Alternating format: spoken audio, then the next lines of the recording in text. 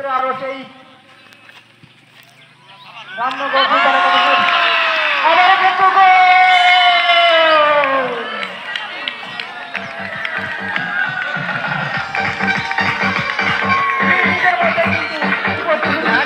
গোল আমরা লক্ষ্য করলাম। তো কই যাবে না।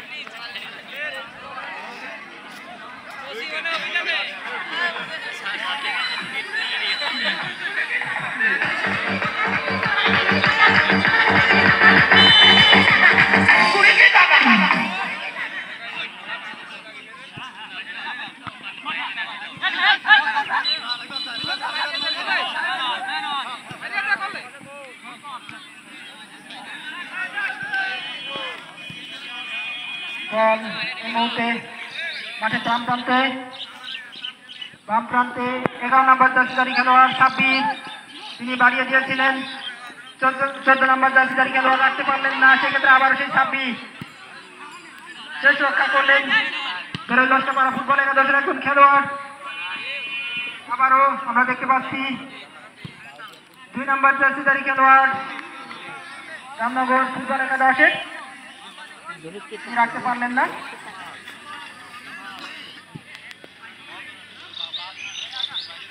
নষ্ট করা দলের 6 নম্বর জার্সিধারী খেলোয়াড় হেডটি করলেন। রামনগর ফুটবল একাদশের 2 নম্বর জার্সিধারী খেলোয়াড় আক্রমণের একটা প্রচেষ্টা, বেরোয় নষ্ট করা ফুটবল একাদশের, কিন্তু বলটি ফুটবল একাদশের অনুকূলে।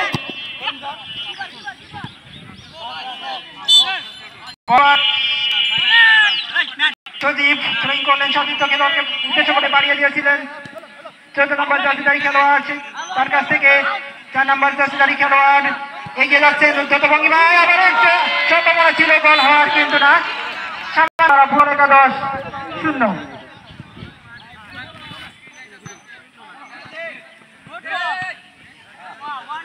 আবারও একটা আক্রমণের প্রচেষ্টা,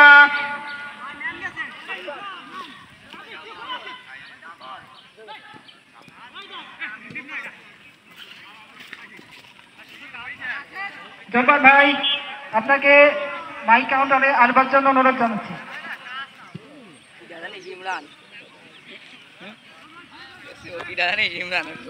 আক্রমণের প্রচেষ্টা রামনগর ফুটবল একাদশের পক্ষে। 6 নম্বর জার্সিধারী খেলোয়াড় সেখানে ছিলেন, সেখান থেকে 2 নম্বর জার্সিধারী খেলোয়াড় নিজেদের মধ্যে জায়গা করে নেবার প্রচেষ্টা।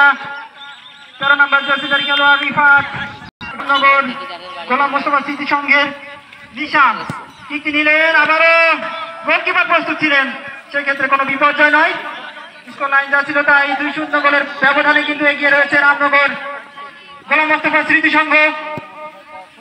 খেলার 10 মিনিটের মধ্যেই কিন্তু তারা 2টি গোল করতে সক্ষম হয়েছে, এবং এই 2টি গোলের কারণেই কিন্তু বেশ খানিকটা ব্যাক ফুটে চলে গেল বেরোয় লস্করপাড়া ফুটবল একাদশ। আবারও একটি খেলোয়াড়কে আমরা দেখতে পাচ্ছি রামনগর ফুটবল একাদশের 6 নম্বর জার্সিধারী খেলোয়াড় কিছুটা আঘাতপ্রাপ্ত।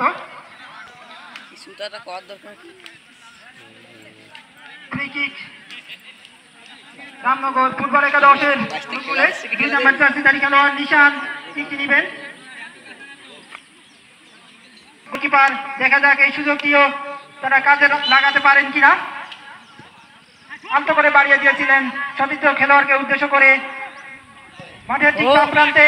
এবারে কিন্তু গোলকিপার প্রস্তুত ছিলেন, ইলিয়াস লম্বা করে বাড়িয়ে দিয়েছিলেন। 13 নম্বর জার্সিধারী খেলোয়াড় রিফাত ক্লিয়ার করলেন, কোনো বিপর্যয় নয়। 14 নম্বর জার্সিধারী খেলোয়াড় ইমো, সেক্ষেত্রে আবারও